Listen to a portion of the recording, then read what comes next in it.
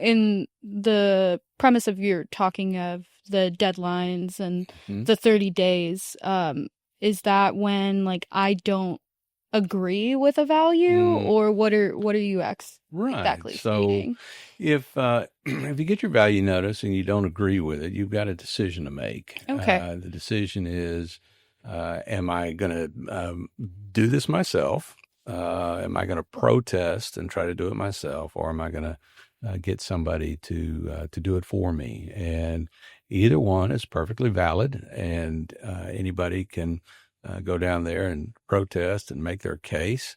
But sometimes there's more to it. If you want a successful protest, there could be more to it than a lot of people anticipate. So that's kind of what we're going to be talking about a little bit. Yeah, what exactly do I need to do if I decide I want to Mm. protest something on my own? Well, the first thing you need to do is send in your protest form by the deadline. And then you're going to want to contact the appraisal district. And the appraisal district is the one that values your property. So the appraisal district is the one that has the information on your property that you're going to want to take a look at. And really, what they have is they're going to be, they will keep the properties that they used to value your property. And that's what you're really interested in. Another thing you're going to want to do is not just get the information that or the properties that they use. They're going to give you a 1 or 2 page printout and say, this is your appraisal. But the tax code actually entitles you to a lot more information than that. The tax code allows you to get the data and the schedules and the notes and the calculations and everything that they did. It needs to be in a format that you can understand. It doesn't just need to be, these were our inputs and this is how and this is the value we came up with. Okay. You have to, you're entitled to get every single thing that went into the valuation of your property. Okay. Uh, they also have to give you that information 2 weeks before your hearing, so that you have some time to examine that information. But I would do it right away. Sometimes we have to resort to filing FOIAs, which are Freedom of Information Act letters. Okay. And it gets very specific about what we want, what they have to do, when they have to do it.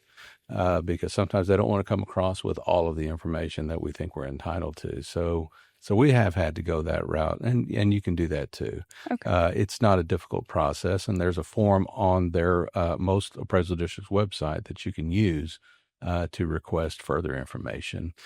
You're going to want to get also a list of properties that maybe your local real estate agent or realtor believes are comparable properties, and they need to be sold properties. They need to be properties that were sold in the prior calendar year. I would actually look. So if we're talking about for 2025, I would ask for properties that sold from January 1, 2024, Okay. all the way through March of 2025. I would Okay. get that extra 3 months. Yeah. So because that's going to be really close to the assessment date of January 1. And if you have that, it's just more information to go from. So the next thing you're going to want to do is you take their properties and the properties that you came up with, and I would do what's called drive the properties. Okay. What does that mean exactly? Well, it's you don't actually get in somebody else's property and drive it. What you're doing is simply driving by the addresses, looking at those properties. You want to see if they're actual comparable properties to yours, and if it's not, then you want to mark that one and say, I want that one taken off the list. Yes.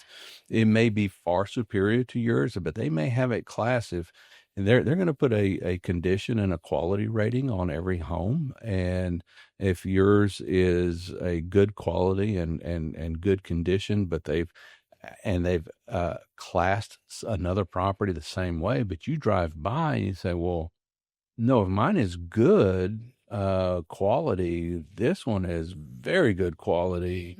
I don't like them, and I don't think they made an adjustment for that clearly because they've classed it that way. I want that taken out. So you can do that, and but save that for the hearing. That's when you'll bring that up, or when you go in to talk to them. So yeah, you've filed your protest, you've gathered your information.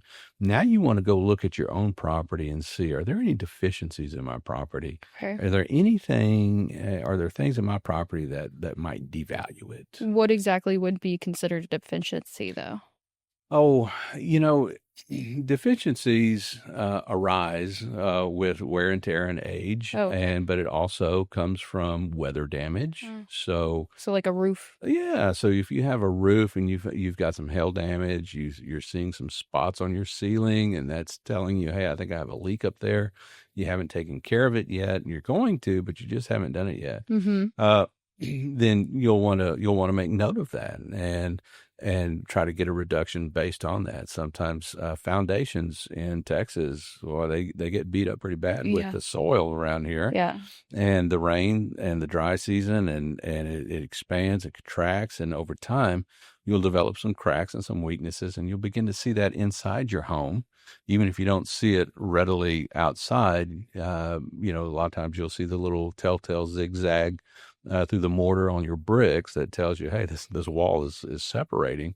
But inside, you'll see the doors are not actually meeting the door frames or the door jambs anymore, and so there's some space in there, maybe a little drafty because of that. All Yeah. of these things mean that your home needs some attention, Yeah. and you might be getting compared to homes that don't need any attention at all. That just got remodeled Right, or exactly. okay. So, and yeah, and that's another thing is you always want to check when you get the information from the realtor, you want to ask for the agent full report. See if Okay. they'll give that to you. The agent full report is going to be it's going to tell you a lot more about the property, because that's where the agent puts in their own description and remarks about the property. So if it was completely renovated 18 months ago, a back to the bones renovation, so to Mm. speak, back to the studs, so that's going to have a huge effect on that home's value.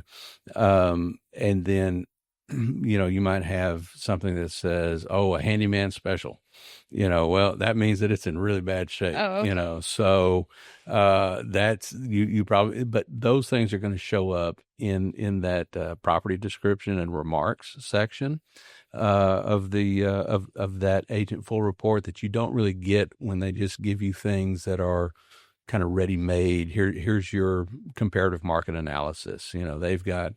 They've got programs that will spit those out pretty quick. Say, here's the address, give me a CMA for that address. It knows what to go pull.